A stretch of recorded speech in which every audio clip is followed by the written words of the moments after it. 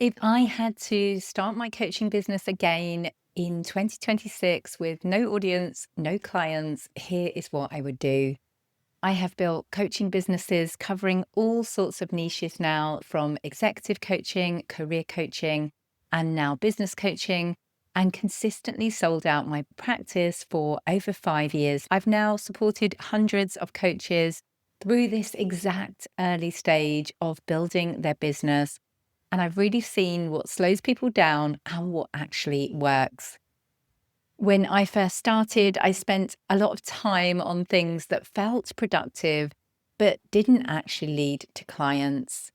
More training, especially coach training. So even though I was qualified, even though I then got my ICF ACC, I spent so many hours. I mean, we're talking hours and hours a day watching trainings on how to become a better coach. I think I was just really nervous about the coaching itself, and especially if I got paying clients, because then it feels like the bar is higher and you really have to make sure that you do a good job. So I signed up to something called Mind Valley, and I watched training after training on how to be a master coach, which was really not required given I had no clients to practice those coaching skills on. If I was starting again now, I would do way less of that and focus much more quickly on getting into the business side of things, because if you have no clients, then you will not be a coach. Here is what I would do instead.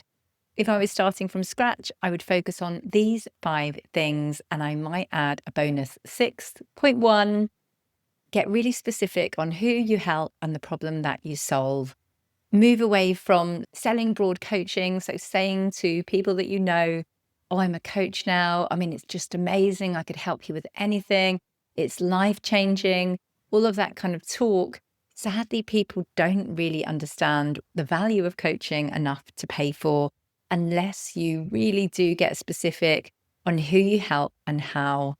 If I can't describe in one sentence who I'm helping and a real, actual, tangible problem, then it's just not specific enough. What can help here is thinking about the morning, afternoon, and evening. So, in other words, instead of talking about confidence, that's just generic. What does that mean? What does it look like? So, make sure that your niche has an actual description that people might understand enough to pay for. Obviously, this is all nuanced. Without seeing your niche, I won't know if it's clear enough. But what I would suggest is choosing a pre-validated niche. So choosing a niche that somebody else has already proven, because maybe they have done the hard work for you in creating the niche, creating the offer, marketing it, and actually proving that it is a successful niche. Again, lots of nuances here, because maybe they had huge contacts from a previous lifetime. Maybe they got in there 20 years ago before it was a much more competitive market. So it is tricky, which is why I'm lucky now to have so much knowledge from hundreds of coaches that I've worked with as to what I've seen that's successful and what can be less successful. Point two is to create a simple, sellable offer. 3 months is usually perfect to start with. So make sure you have a clear outcome though. So you're not going to say to someone, come for 6 sessions or come for 3 months. You're going to make it really, really clear of what they will achieve in that period of working with you. If that makes you feel nervous, then think about framing it as this program is designed to take you from A to B. So yes, sometimes people go straight there. Sometimes people take detours. Everyone's different, and there are so many variables outside of your control. But people do want to be able to understand what they are paying for in tangible terms. Often a micro offer works really well here. So rather than trying to sell a huge transformation, you could just go super niche on one element of that transformation. So, for example, instead of me, which is what I'm currently doing, selling a very comprehensive 6-month program of niching offers, lead magnets, marketing, sales, the full A to Z. If I was starting from scratch now and designing my first offer, maybe I would choose, I can help you create an amazing coaching offer and just go micro niche, because the more complex you make your offer, the more difficult it can be to sell. That might be something that you move to later once you have those initial clients in the door. Okay, point 3 is start conversations immediately. I would get much more out there with a really clear list of everyone I know. I would write down previous colleagues. I would write my friends, every single person I could think of. I would write on a list, because it's too easy for your brain to just write people off thinking you don't know anyone useful in your business. The risk of jumping over this step is that you will take years to build that know, like, and trust factor with cold people on social media. So, what can often happen is we get so carried away posting on social media, we forget that it's actually shown to take on average of 7 hours of people being with you to know you, like you, and trust you enough to buy from you. So if they're seeing your post on social media for 1 second a day, that's going to be a lot of years before they maybe know you enough to purchase from you. Obviously, there's tons of things that we do to speed up that process. And that's why I work with clients to build deeper nurture places as well as the shallow ones like social media, because we can then fast track that 7 hours.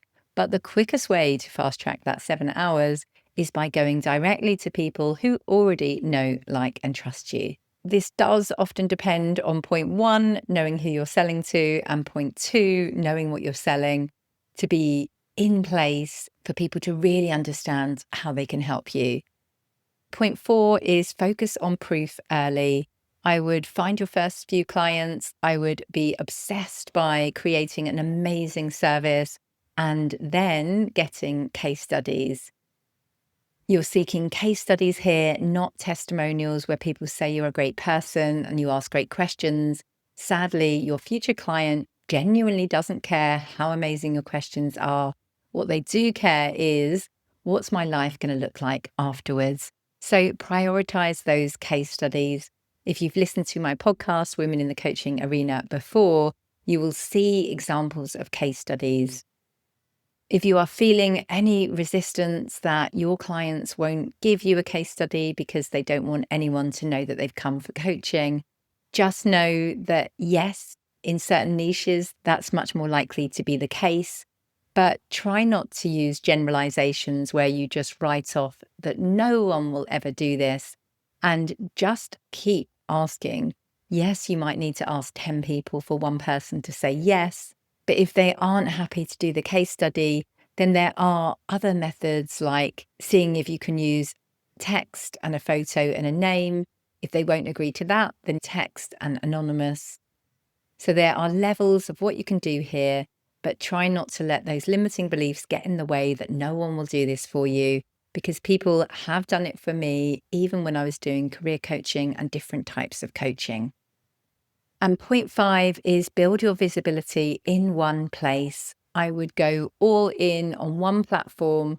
I tried to be on LinkedIn, Instagram, Facebook, and Twitter when I started, because a friend of mine worked in marketing and she said that was a great idea and I needed to be on every single platform to get multiple reach. But what she didn't realize, and what I didn't realize at the time, is that I wasn't a huge marketing agency that had a marketeer to do this for me.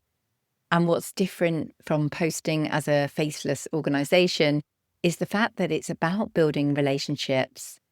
It's not about you just putting posts out there all the time. It's about you supporting others and genuinely trying to build relationships to make this an enjoyable journey. And because it's relationships that will actually build your business. Bonus point 6, get support sooner, not more qualifications, but actually learning the skills that are going to put money in the bank.